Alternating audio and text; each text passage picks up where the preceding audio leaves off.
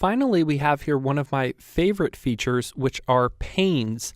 And panes allow you to view multiple files at once. And we could split these into multiple columns and multiple rows, so you could end up having a grid of files to look at as you're coding and navigate between them.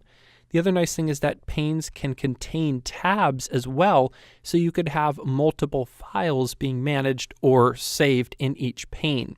Let's go ahead now and look at panes inside of Atom. So I'm going to start off opening up my editor file here and my view file, and then left clicking or control clicking on the tab here, and notice that I have the option for split up, down, left, and right. I'm going to go ahead and split right, and notice now that we have this file view in two different panes. I could close it here, and so this is a pane inside of Atom. Notice that they're each independent of each other. I can open up new files and drag them to different panes. I could also go in and say split down, and now notice that I have two here. I could open up helpers. I can move that around.